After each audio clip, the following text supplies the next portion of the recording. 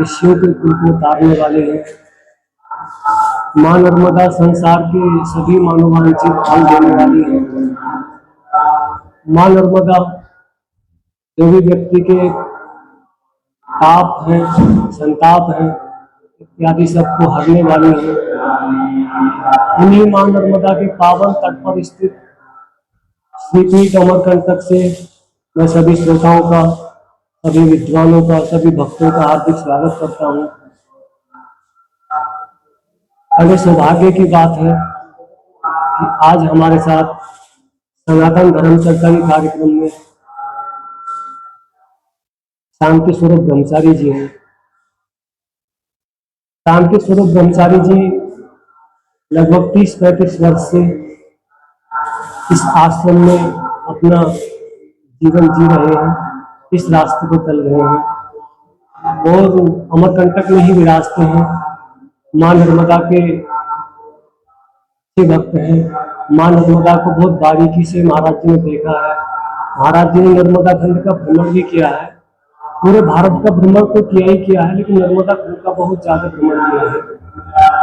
तो आज हम महाराज जी से नर्मदा माता के बारे में, नर्मदा मैया का उद्गम स्थल अमरकंटक है, मैकल पर्वत है, माँ नर्मदा की उत्पत्ति कैसे हुई, माँ नर्मदा की जो परिक्रमा करते हैं वो क्या विधि विधान है, क्या उससे फल मिलता है, क्या अच्छा फल मिल सकता है, उस सभी विषय पर हम महाराज जी चर्चा करेंगे। महाराज जी, सनातन धर्म चर्चा कार्यक्रम में आपका बहुत बहुत स्वागत है।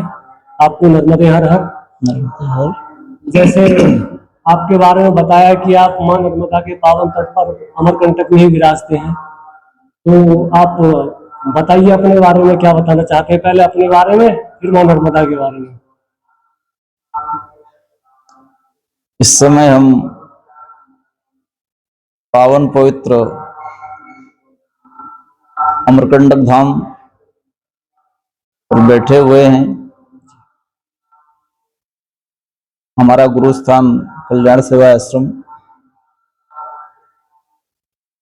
आज हम बात करेंगे माँ नर्मदा की महिमा के बारे में। जी। माँ नर्मदा की महिमा क्या है? कलयुग में साक्षात माँ नर्मदा जी का अस्तित्व है। इसी विषय में हम आज वार्तालाप करेंगे। जी। जीवन में ज्ञान ही सब कुछ नहीं होता है। जी। जीवन में भाव और भक्ति से जो अपने धर्म को अपनाता है उसका जीवन सफल होता है। जी। और वह साधक, वह भक्तिवान पुरुष अपने व्यक्तित्व के द्वारा लोगों को मार्गदर्शक करता है। जी। माँ की महिमा का हम जितना भी गुणगान करेंगे जी। उतना कम है। जी। माँ की महिमा जो है अनंत है, जिसकी कोई सीमा नहीं है। और हमको जो अनुभव हुआ है माँ नर्मदा के बारे में, या माँ नर्मदा के तट में, या माँ नर्मदा की परिक्रमा करके जो हमको बोध हुआ है, जो ज्ञान हुआ है, वो अद्वितीय है, जिसकी कोई सीमा नहीं है। जी। माँ का जितना गुणगान करेंगे उतना कम है।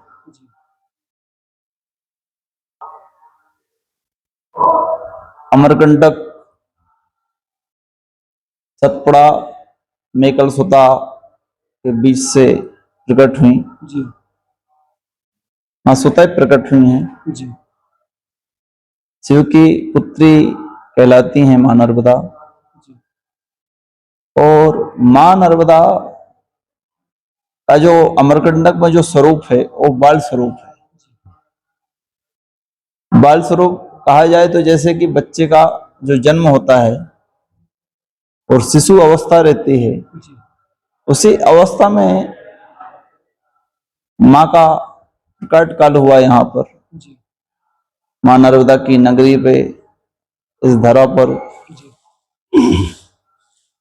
तो माँ की जो लीला हुई है यहाँ पर अमरकंटक में, जैसे कहा जाता है कि माई का जो प्रकट हुआ है वो माई की बगिया से हुआ है, जी और माई की बगिया से गुप्त होकर के नर्मदा कुंड से निकल के अपना स्वरूप विस्तार के। विस्तार किया, और धीरे धीरे माँ का स्वरूप बढ़ते गया है। तो जैसे कपिल धारा, जी जहाँ पर कपिल मुनि ने तपस्या किए, जी जहाँ से धारा गिराती है माँ नर्मदा, इसलिए कपिल धारा का नाम कपिल धारा पड़ा। वहां पे कपिल मुनि रहे, जिन्होंने आदि अनादि काल से तपस्या किया। जी तो उस स्थान की भी बहुत बड़ी महिमा है। और अमरकंटक में सोनमुड़ा है, जी और सोनभद्र नदी है, जो मां नर्मदा से शादी करने के लिए तैयार था। सोनभद्र, जी सोन, तो सोन को अपने से बहुत अभिमान था कि हम शादी करेंगे तो मां नर्मदा से करेंगे। तो मां नर्मदा ने उनके अभिमान को भी तोड़ा, जी और मां पूर्व दिशा में ना जाकर के पश्चिम दिशा में अपना दिशा दिया। जी और अमरकंटक में अनेक अनेक स्थान है जहाँ पे माँ नर्मदा जी ने अलग अलग स्वरूप में अपना दर्शन दिया। जी जैसे सोनमुड़ा हो गया, जी माई की बगिया हो गई, जी और यहाँ एक स्थान और है चंडी गुफा, चंडी गुफा। जहाँ पे साक्षात तो चंडी माँ का दर्शन भी होता है। जी तो बहुत विराट गुफा है, घनघोर जंगल में है। जी वहां भी रुकने से बहुत अनुभूति होती है। जी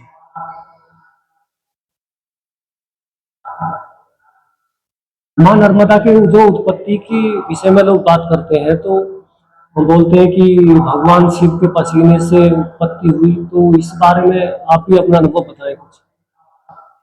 बहुत सारी कथाएं लोग सुनाते हैं, आपने भी सुनी होगी, पढ़ी होगी, आपके अनुसार भी कुछ बात होगी। तो भगवान शिव का तो वरदान था, और माँ नर्मदा ने जो तपस्या किए थे उसके आधार पे ये स्वरूप को तो अपन दर्शन नहीं कर सकते हैं, जी मगर प्रकट हुई। मान लो भगवान शिव की कृपा से माँ नर्मदा यहाँ पे जल के स्वरूप में प्रकट हुई, जी और उसी जल की धारा से अपना विराट रूप दिखा करके समुद्र अम्बात की खाड़ी में जाके समापन हुआ, जी ये देखा जाता है। जी जैसे कि इस समय बहुत से लोग आते थे, भारत को छोड़िए आप, विदेशों से भी लोग आते हैं और माँ नर्मदा को सेवन करते हैं, माँ नर्मदा के तट पर विराजते हैं, परिक्रमा करते हैं। परिक्रमा करने का विधान क्या है, क्या विधान होना चाहिए उसका? परिक्रमा करने का विधान अपना जीवन कल्याण करने के लिए, जी शक्तियों को अर्जित करने के लिए, जी मन को शांत करने के लिए, जी इस कलयुग के दुख और सुख से विजय पाने के लिए, जी सुख शांति समृद्धि पाने के लिए, कुछ साधक, कुछ भक्त लोगों माँ की शरण में आते हैं जी और माँ की परिक्रमा करते हैं। और परिक्रमा का विधान तो बहुत है, जी 3 साल 3 महीना 13 दिन का है, जी मगर वो जब भक्ति में कोई नियम नहीं होता है, भक्ति में भाव की महिमा है। जी जो जिस भाव से माँ की शरण में आता है और माँ की परिक्रमा करता है जी उसकी समस्त मनोकामना पूरी होती है। जो जिस भाव से आता है, जिस उद्देश्य से आता है, माँ उसकी मनोकामना को पूरी करती है। जैसे कि यहाँ पर हम प्रारंभ के इतिहास के बारे में पढ़ते हैं कि यहाँ लगभग जितने भी हमारे ऋषि परंपरा की या संत परंपरा की जो भी महान विभूतियां हैं, उन सब ने माँ नर्मदा का सेवन किया है, माँ नर्मदा के तट पर आकर तप किया है। तो जैसे परिक्रमा के बारे में मैंने पूछा, परिक्रमा की शुरुआत कहाँ से हुई, किसने इसका प्रारंभ किया? जैसे बताते हैं कोई तो इसका होता है शुरू में जो उसको प्रारंभ करता है। ये प्रारंभ तो मार्कंडेय ऋषि ने किए, जी उसी से ऋषि मुनि साधु संत ने जो अनुभव किया, जो उनको अनुभव हुआ, ज्ञान हुआ, जी आज हम इस कलयुग के समय पे जो हम देख रहे हैं, कलयुग केवल नाम आधारा, सुमर सुमर नर उतने ही पारा। कलयुग में जो हमको जानने को मिला, समझने को मिला, साधु संतों के मुखारबिंद से या वेद शास्त्रों के द्वारा, तो उसमें यही कि यदि कलयुग में अपना कल्याण करना है, अपने को उद्धार करना है और कुछ पाना है, तो माँ रेवा की शरण में पहुंचने से हमारा उद्धार होता है और हमारा अगला जन्म सफल होता है। क्या विधि है परिक्रमा करने की? ऐसा है कि इसमें विधि की जरूरत नहीं पड़ती, इसमें भाव की जरूरत पड़ती है। और विधि विधान तो हम कर ही नहीं सकते हैं, इतनी सामर्थ्य नहीं है मनुष्य पे तो विधान कर सके। मगर यदि भाव से जो परिक्रमावासी होते हैं, वो कोई जरूरी नहीं कि अमरकंटक से ही परिक्रमा उठाया जाए, वो किसी भी जगह से, किसी भी तट से वो परिक्रमा उठाएगा, वहां से जल लेगा और वहीं आके उसकी परिक्रमा पूरी होगी। और जहां से जो जल भर के लेके जाता है सीसी पे या कमंडल पे, तो उस जल को फिर परिक्रमा पूरी होने के बाद वो ओमकारेश्वर महादेव में जाके जल चढ़ाता है। परिक्रमा पूर्ण होने के बाद तब उसका पूर्ण फल मिलता है परिक्रमा का।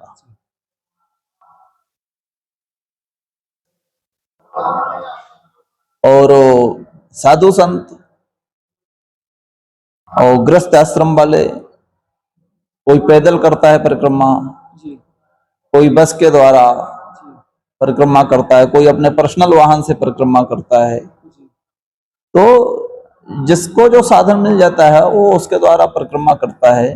पर मेन वही है कि जो भाव प्रधान माना गया है, निर्मल मन से जो परिक्रमा करता है, जो आस्था से परिक्रमा करता है, तो माँ उसके ऊपर विशेष कृपा रखती हैं और हर कदम पर माँ उनकी रक्षा करती है और हर पल माँ उनका ख्याल रखती हैं।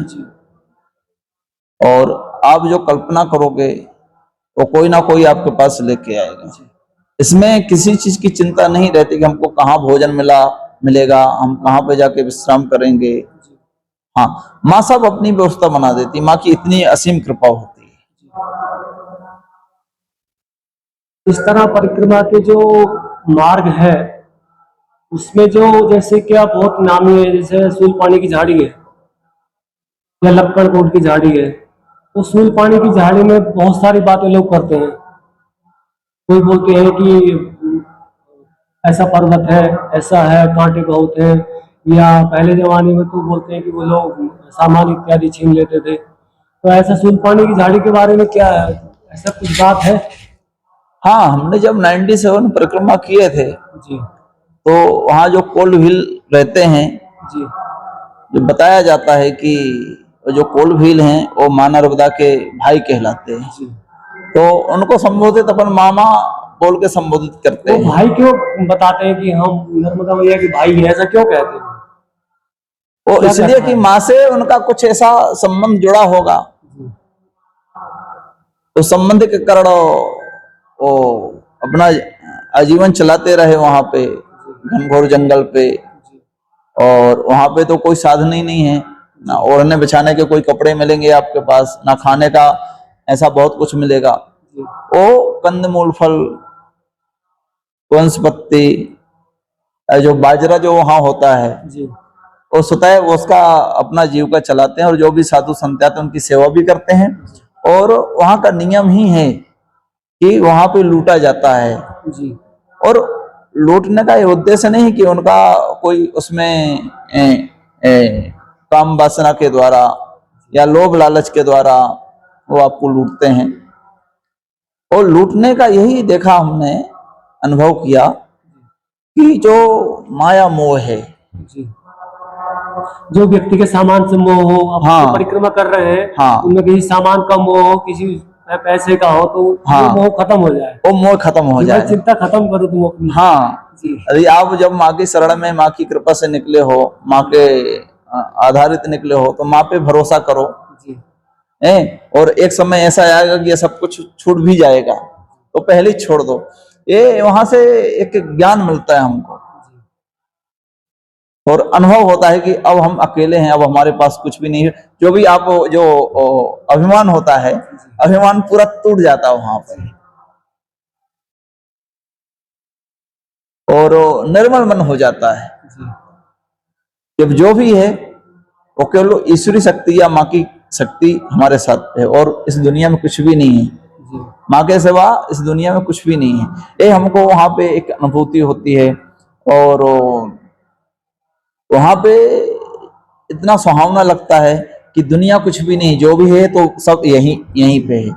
और वहां पे अश्वत्थामा, शूलपाणेश्वर की झाड़ी में जी, अश्वत्थामा का भी वास है। जी, कलयुग में जब भगवान कृष्ण ने मणि छीनी, जी, और मणि छीनने के बाद पीड़ा हुई, जी, तो ये उनको प्रेरणा भी हुई कि केवल ये पीड़ा माँ नर्मदा के तट में या माँ नर्मदा के किनारे में जाके ये पीड़ा आपकी कम हो सकती है। जी, तो उस वजह से वहां पे अश्वत्थामा भी कभी कभी किसी परिक्रमा वासियों को या किसी साधु संत को दर्शन भी देते हैं। ये हमने वहां पे अनुभूति हाँ, किया है। जिसका सौभाग्य है, जिसका मन निर्मल हो गया है, हाँ, तो और इस झाड़ी के बीच में यदि आप रास्ता भी भटक गए हैं और बहुत दूर दूर तक आपको कोई भी दिखाई नहीं दे रहा है, जी, तो आप नर्मदे हर की आवाज लगाएंगे तो कोई ना कोई वहां पे आपके सामने आके खड़ा हो जाएगा। जी, ये भी एक अद्भुत हमने जो दृश्य देखा जी, परिक्रमा के दौरान, तो ये तो अकल्पनीय है, जिसकी हम कल्पना नहीं कर सकते। और पूरा ज्ञान होता है झाड़ी पे कि इस संसार में हम अकेले आए हैं, और जैसे आए थे वैसे ही अकेले जाना है। ये वहां पे जो वहां के जो कोलभील हैं जी, वो हमको ज्ञात करवाते हैं, और वो भी निवस्त्र रहते हैं। जी। हाँ अब तो काफी परिवर्तन हो गया होगा, जैसे आपने तो बहुत पहले प्रारंभ परिक्रमा किए हैं, तो अब तो जो परिक्रमा वासी बोलते भी हैं कि अब ये उन्होंने चोरी वगैरह ये सब छोड़ दिए हैं। हाँ, अब वो सरकार ने वहां पे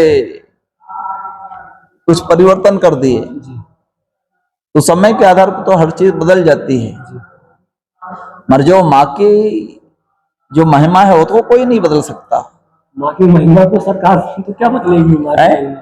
वो तो जो आज भी वहां से निकलता है तो उसको तो वो अनुभूति होती है। जी, हाँ जैसे कि महाराज जी ने बताया कि प्रारंभिक अवस्था में तो लोगों के पास सुविधाओं का अभाव था। यहाँ से लोग जो भी सामान लेके जाते थे तो वो उसको ले लेते थे, खिलाते भी वही थे। लेकिन अब वो सारा बदल गया है। और जैसे महाराज जी ने बताया कि हम इसको समझें क्योंकि हमारा किसी ने चुरा लिया, छीन लिया, ये हमें ज्ञान सिखाते हैं कि जो हमारे पास है वो स्थायी नहीं है, वो एक ना एक दिन छूटने वाला है। तो सूल पानी जैसे जो जगह है उसका तो रास्ते में क्या सावधानी एक आम परिक्रमावासी को बरतनी चाहिए? उसमें बरतना का तो कुछ भी नहीं है। जैसे बताया कि पहाड़ है या कांटे हैं क्या है, तो एक जो पहली बार परिक्रमा करने जा रहा हो, एक आम व्यक्ति जो उसको पता ना हो, ज्ञान ना हो, उसके बारे में आप बताएं क्या सावधानी इसको रखनी चाहिए। देखो, माँ की परिक्रमा में तो सावधानी तो मेरे हिसाब से कुछ भी नहीं बरतनी चाहिए, जी क्योंकि कहा गया है कि अभिमानी का मान घटाती खोती नाम निशान मैया अमरकंटक वाली, तुम हो भोली भाली मैया अमरकंटक वाली। तो जो अभिमान से जो निकलता है उसका तो माँ अभिमान को तो चूर चूर करता है। जी हाँ, तो उसमें तो ऐसा कुछ भी देखने को नहीं मिला हमको। हाँ, आज भी यदि आप उस भाव से परिक्रमा कर रहे हैं तो जैसी दृष्टि वैसी सृष्टि दिखाई देगी आपको। तो इस साधक के ऊपर या उस भक्त के ऊपर डिपेंड करता है। जैसे कि हम ऐसे रास्ते को पार करने वाले होते हैं, उससे पहले हमें कुछ लोग मिलते हैं जिन्होंने पहले परिक्रमा कर ली हो, या उससे पहले भी जो वहाँ के क्षेत्र के लोग हैं वो उसके बारे में बताते हैं कि ऐसा ऐसा आपके साथ में होने वाला है। यानी कोई जैसे कि हमें किसी बता रहा हो कि आपके साथ ये होगा, जैसे कोई ज्योतिषी बताते हैं, इस तरह लोग बताते हैं, वैसे वो लोग बताते हैं कि अब आप सूलपानी की झाड़ी में प्रवेश करेंगे और ऐसा ऐसा आपके साथ होगा। आपके जब आपने परिक्रमा किया, आपने भी सुना होगा, तो आपके मन में क्या विचार आए थे। हमारे मन में तो कोई विचार नहीं आया। जी हमने यही सोचा, पहले तो भयभीत हुए, हाँ, ये डर समाया जी कि जब सब लूट लेंगे वहां पे कुछ अपने पास बचेगा नहीं, तो और ठंडी का समय तो हम कैसे रात कालीन काटेंगे। जी तो सब पहले भयभीत तो होते हैं, जो पहली बार परिक्रमा करते हैं तो दुर्गम स्थान है, बड़ी बड़ी पहाड़ी चढ़ना पड़ता है, फिर उतरना पड़ता है, बड़ी बड़ी खाइयां रहती हैं, तो थोड़ा भय तो लगा। मगर जब हम प्रवेश हुए झाड़ी पे तो आनंद भी आया। हाँ, ऐसा आनंद आया कि जो हम कल्पना नहीं कर सकते, ऐसा आनंद आया। तो हमको ये लगा कि माँ हर डग में, हर पग पे साथ रहती है और अपने सेवक को वो निराश नहीं करती, दुखी नहीं करती हैं। ये अनुभूति हुई वहां पे झाड़ी के बीच में। एक जैसे क्या वो दक्षिण तट का तो है सूलपानी की झाड़ी, उत्तर तट में बोलते हैं लक्कड़कोट की झाड़ी। हाँ, तो लक्कड़कोट की झाड़ी जो है, जब हम समुद्र पार करके उत्तर तट में प्रवेश लेते हैं जी तब वो सूलपाणेश्वर की झाड़ी के उस तट पे, उत्तर तट में लक्कड़कोट का जंगल पड़ता है। लक्कड़कोट का जंगल मतलब वो आपको पूरा दिन लग जाएगा। जी सुबह से आप निकलोगे उस जंगल से, तब शाम को जाके आप पार पा पाओगे। जी हाँ, तब पार हो सकते हो उस जंगल को। मान लो इतना घनघोर जंगल है जहाँ पे शेर, भालू, चीते सब आपको दिखाई देंगे और आपसे बोलेंगे नहीं, आपके किनारे से निकल जाएंगे। मतलब यही तो माँ की महिमा है, यही अनुभव तो देखने को मिलता है हमको जीवन काल पे।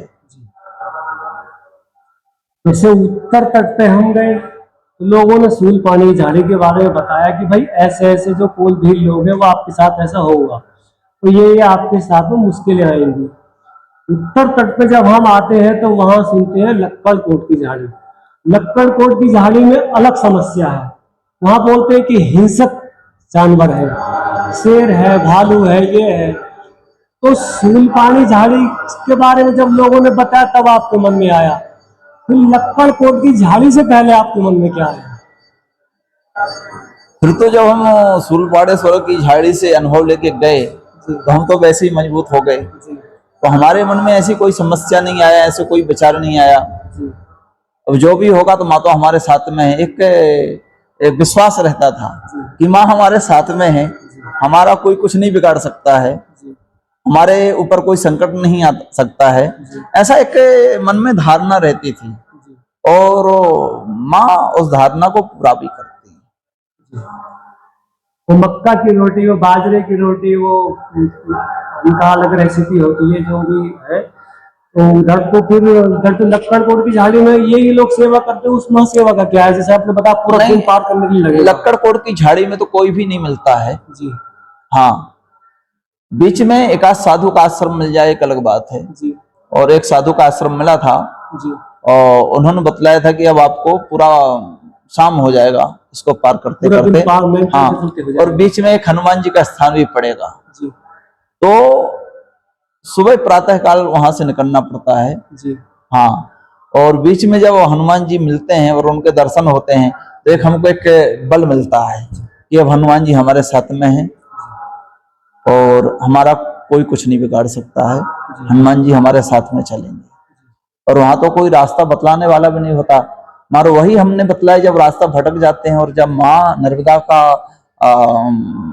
अपन उच्चारण करते हैं नर्मदे हर, तो कोई ना कोई वहां पे आकर के आपको रास्ता बता देता है कि बाबा जी आप रास्ता भटक गए हो, आप यहाँ से सीधा चले जाइए, आपको आगे चल के कोई काम मिल जाएगा। हाँ, तो वो सब माँ दर्शाती है, हाँ, अनुभूति करवाती है। जहाँ माँ नर्मदा का संगम होता है अरब सागर में, जो खंबाती खाड़ी है, उससे पहले हम जब सागर पार करने वाले होते हैं तो उस समय भी नाव से पार करने के लिए इससे पहले भी मन में कुछ बात आती होंगी, वहां भी आई होंगी। हाँ, उस समय तो ऐसा था कि पहले ऐसा था कि बोर्ड नहीं था जी, वो पतवार वाला था जी। उसमें तो डर भी लगता था। हाँ, तो उसी के बारे में थोड़ा विस्तार से बताइए महाराज जी। कि 12 घंटा का जल के अंदर जो मार्ग है जी। जो हम पार करेंगे जी। तो अब क्या होगा। हाँ, वो तो एकदम चैलेंजिंग है ना, एकदम चुनौती है। हाँ, कि 12 चुनौती है कि हम मौत के मुख से अब हाँ, बहुत सारी समस्या। हाँ, जी मौत के मुख से निकलेंगे, गुजरेंगे। जी फिर उसमें ऐसा हमको महसूस होता है कि एक माँ नर्मदा की शक्ति प्रवेश होती है और हमको वो मनोबल बढ़ाती है, मनोबल देती है, शक्ति देती है। माँ तो एक हिम्मत आती है कि माँ तो हमारे साथ में है, ऐसा कुछ भी नहीं होगा, कोई संकट आगे खड़ा नहीं होगा हमारे सामने। जी और ये भी हमने दृश्य देखा कि जब जो माँ नर्मदा जी का जो जल है, पवित्र जल जब समुद्र में जाके मिलता है तो माँ का जो जल है वो अलग ही समझ में आता है कि ये नर्मदा जी का जल है काफी और दूर तक अलग दिखता हो। हाँ, और ये समुद्र का जल है। जी हाँ, माँ नर्मदा का जल एकदम नीलांबर दिखेगा, जी नीले कलर पे दिखेगा। जी हाँ, और समुद्र का जल जो है एक अलग सा व्हाइट व्हाइट सा, सफेद सा, खारा सा दिखाई देता है। हाँ, तो आनंद भी आता है, जहां जहां देखो आप जल ही जल। तो ये समझ में आया, ये अनुभव हुआ वहां पे कि ये प्रेरणा होता है कि हमको सीखने को मिलता है कि ये समुद्र पार करना तो बहुत आसान है, कलयुग रूपी समुद्र पार करना तो बहुत कठिन मार्ग है वो, उसको हम कैसे पार करेंगे। अब एक समुद्र पार नहीं कर पा रहे हैं और इतना भयभीत हो रहा है, डर है हमारे अंदर पे, तो एक कलयुग रूपी समुद्र को हम कैसे पार करेंगे। वो हमको एक सीख मिलती है कि कलयुग में आप अपने एक कलयुग रूपी समुद्र को कैसे पार कर सकते हो। वहां तो इस बैतरणी नदी को पार करना तो इतना आसान नहीं है, वहां तो बड़े बड़े मगरमच्छ खींचते हैं, पकड़ते हैं, नोचते हैं, सब कुछ होता है। और जो अच्छा पुण्य किया होता है उसको बैतरणी गौ की पूंछ पकड़ के पार हो जाता है वो। तो वो समुद्र पार करने से यही हुआ, ये अनुभव हुआ हमको कि इसी प्रकार से जो बैतरणी पार किया जाता है वो कई गुना ज्यादा कठिनाई वाला होता होगा। ये हमको अनुभव हुआ वहां पर समुद्र पार करने से। और जब हमने समुद्र पार किए और जिस आश्रम में जाके हम रुके तो हमारे पास तो कमंडल नहीं था, ये हम अपना अनुभव बतला रहे जो घटना घटी। तो एक संत जी के पास हम रुके आश्रम पे, तो हम बोले बाबा जी हमारे पास कमंडल नहीं है और हमारे पास तो कपड़े भी नहीं है उतने ज्यादा, एक ही जोड़ी कपड़े थे, किसी ने दिया था तो, क्योंकि झाड़ी में तो सब छिन जाता है ना, कुछ बचता ही नहीं। तो फिर ओ बाबा जी ने ऐसी कृपा हुई कि उनके जो गुरु के गुरु, मान लो हजारों वर्ष पुराना जो कमंडल था, पीतल का कमंडल, उसमें नांग बना हुआ था, बिच्छू बनी हुई थी, मान लो कोई सिद्ध गुरु रहे होंगे, साधक गुरु रहे होंगे, तो उनको पता नहीं ऐसी कैसी प्रेरणा हुई, उन्होंने वो कमंडल उठा के हमको दे दिया।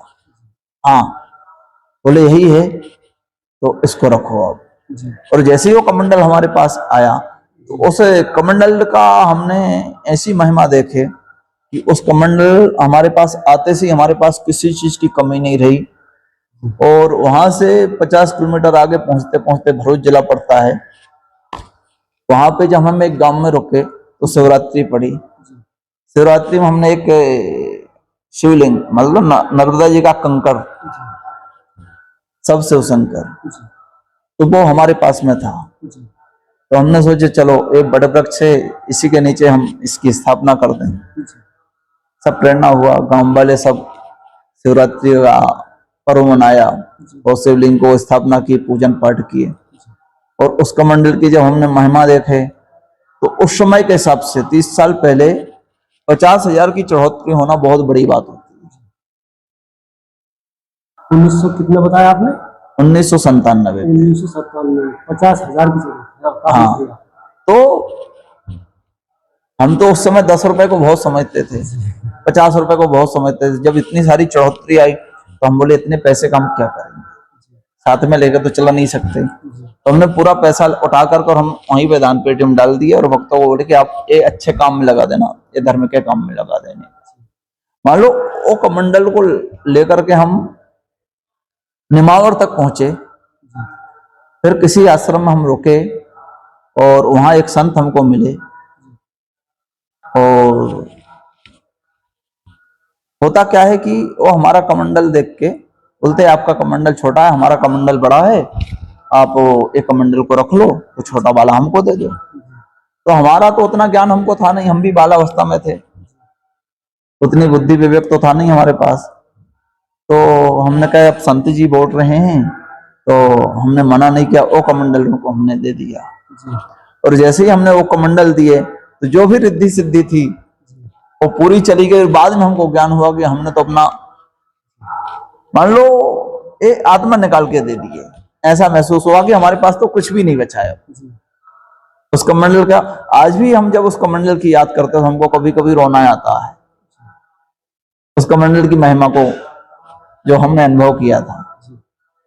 आज भी हमको रोना आता है, आंखों में आंसू आ जाते हैं। हाँ, महाभारत के समय पर जो महाभारत काल है उस समय द्रौपदी को अक्षय पात्र की जिस तरह प्राप्ति हुई थी, जी जी, आपको भी उसी तरह वो कमंडल की प्राप्ति हुई। हाँ, वो कमंडल की प्राप्ति हुई और वो कमंडल को पाके हम बहुत खुश थे कि हमको एक खजाना मिल गया, सब कुछ मिल गया जीवन में। अब हमारे जीवन कोई कमी नहीं रहेगी। और जैसे ही वो कमंडल गया तो अब लगा कि सब कुछ छिन गया, अब हमारे पास कुछ भी नहीं बचा और हमको रोना आ गया उस समय। हाँ, ये हम उस कमंडल की आज भी हमको याद आता तो हमको रोना आ जाता है। और संत की याद करते हैं तो हमको रोना आ जाता है, उनको कैसे प्रेरणा हुआ और कमंडल हमको दे दिए। आज भी हमको रोना आ जाता है जब हम वो बात को याद करते हैं, वो घटना को याद करते हैं।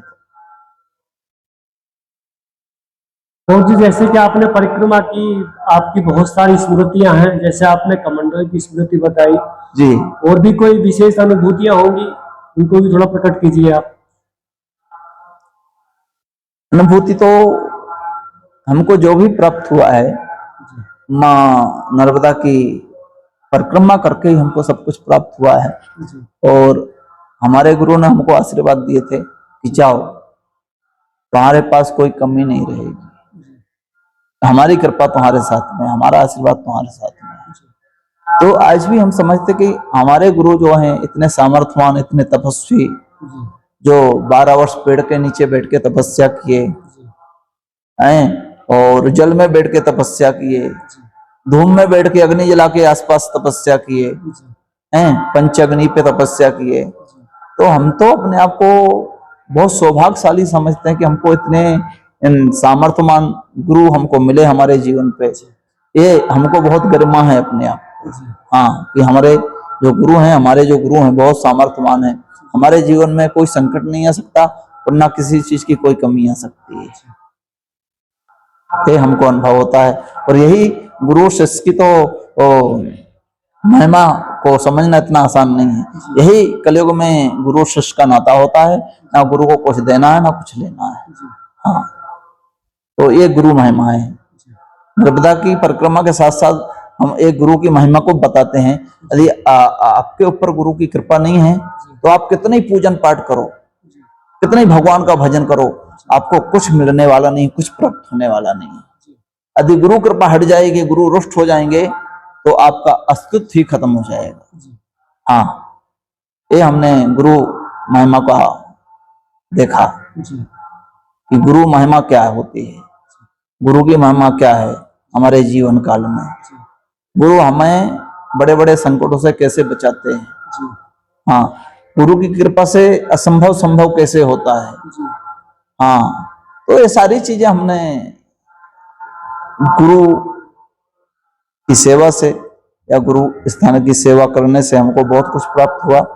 और पहले जब हम यहाँ पे पुजारी थे तो माँ की कृपा भी हमारे ऊपर असीम रही और हमको सेवा का अवसर प्राप्त हुआ, यहाँ के पुजारी बनने का अवसर प्राप्त हुआ।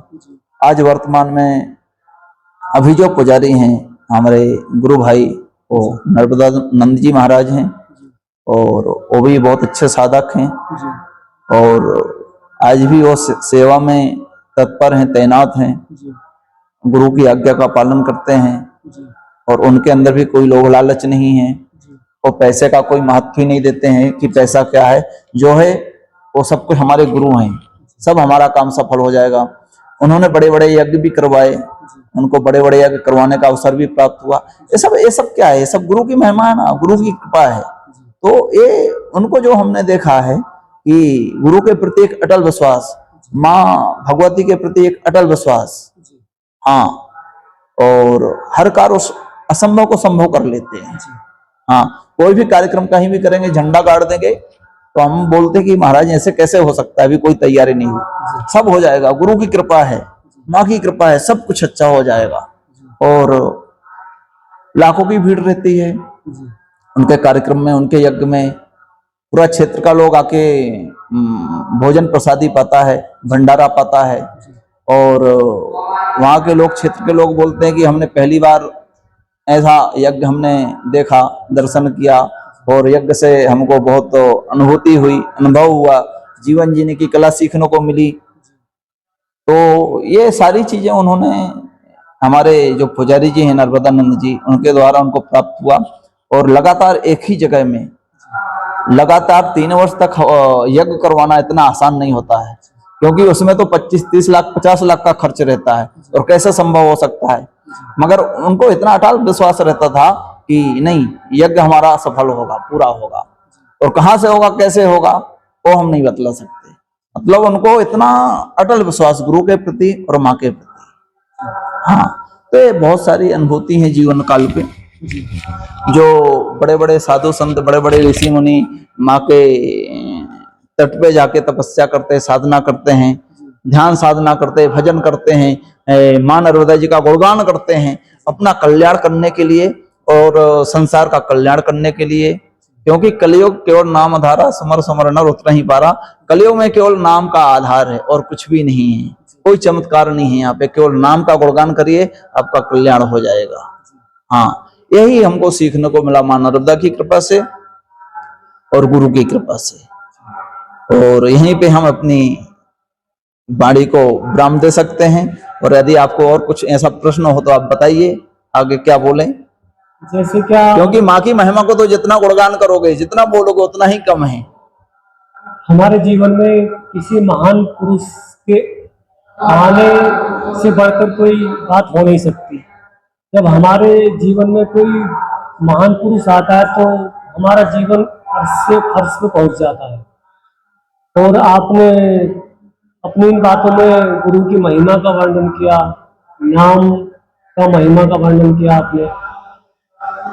तो एक सामान्य बात थी, जो कोई परिक्रमा करना चाहता हो वो कहाँ से परिक्रमा प्रारंभ करे या क्या वो तैयारी करे। जिससे जो परिक्रमा कर लिया उसकी बात तो अलग है, आपने की है, आपका अनुभव है। तो एक आम परिक्रमावासी के लिए, जो हमारा श्रोता या कोई सुन के परिक्रमा करने आए, तो उसके बारे में आप थोड़ा बताइए, क्या वो तैयारी करे अपनी।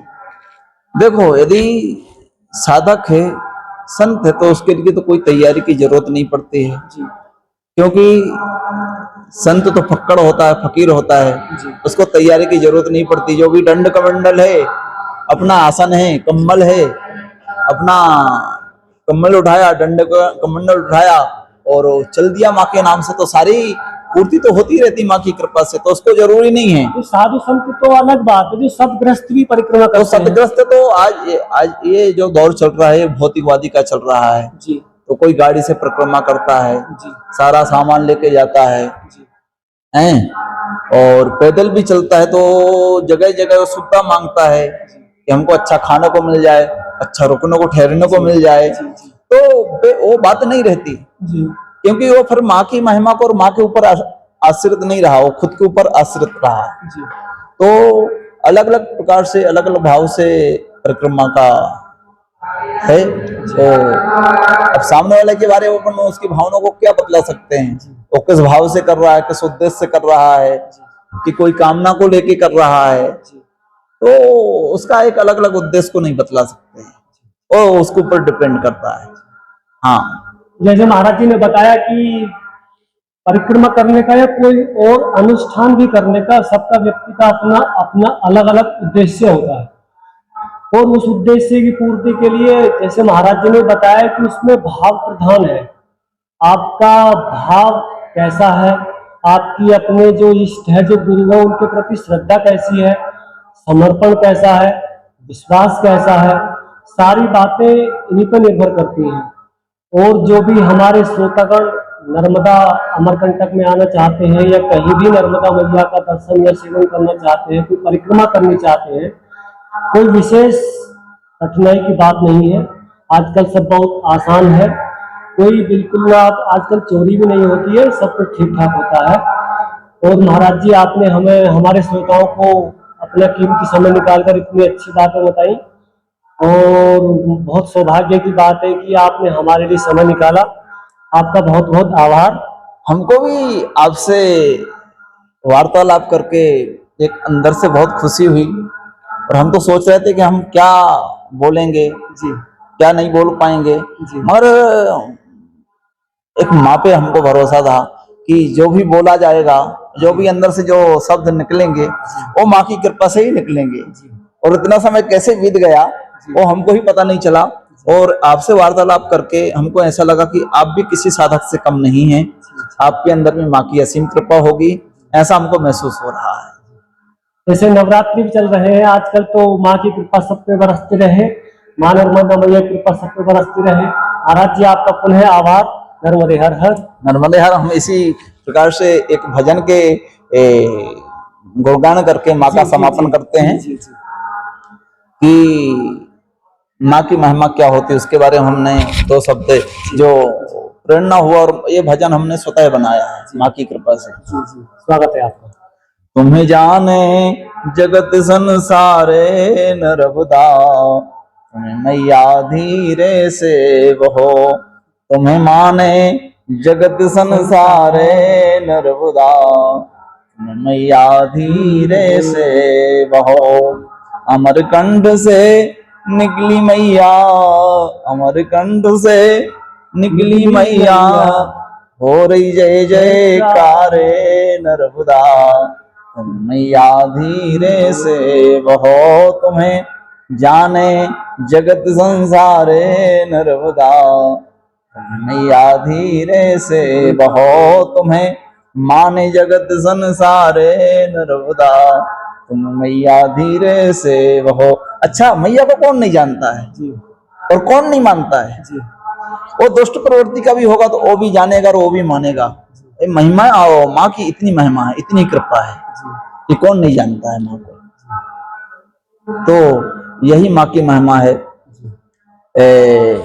नर्मदा कुंड से निकली मैया, नर्मदा कुंड से निकली मैया, वहां बह रही निर्मल धारे नर्मदा, तुम मैया धीरे से बहो, तुम्हें जाने जगत संसारे नर्मदा, तुम मैया धीरे से बहो। माई बगिया की महिमा न्यारी, माई बगिया की महिमा न्यारी, सोन मूड़ा से धारा गिरा दे नर्मदा, तुम मैया धीरे से बहो। ये भी माँ की महिमा है, क्योंकि माँ ने सोन का घमंड तोड़ा, क्योंकि वो जबरदस्ती शादी करने के लिए तैयार था माँ से। हाँ, और माँ नर्मदा ने बोला कि हम आजीवन कुंवारे कुंवारे रहेंगे, ब्रह्मचारिणी रहेंगे, ब्रह्मचारी रहेंगे जी और जगत का कल्याण करेंगे। ये तो माँ की महिमा रही ना कलयुग पे, जी तो उनकी महिमा का तो उतना व्याख्यान नहीं कर सकते। जी फिर कपिलधार से धारा गिराई, कपिलधार से धारा गिराई, दूध धारा की शोभा न्यारी नर्मदा, तुम मैया धीरे से बहो। आपने देखा होगा कि कपिलधारा के नीचे दूध धारा है, जी जहाँ पे दूध की धारा जैसे सुबह सुबह आप देखोगे, दर्शन करोगे तो दूध जैसे सफेद एकदम दर्शन मिलता है। माता जी का जल दूध की तरह लगता है। हाँ, दूध की तरह लगता है, तो इसलिए उसको दूध धारा कहा गया। वो कपिल धारा से नीचे है। तो कपिल धारा का नाम इसलिए पड़ा कि वो कपिल मुनि ने वहां पे तपस्या की, जी इसलिए उसका नाम कपिल धारा पड़ा। जी और अमरकंड से बहकर मैया, अमरकंड से बहकर मैया, रेवा सागर में धारा मिला दई नर्मदा, तुम मैया धीरे से बहो। ये धारा को माँ ने कहा मिला दिया?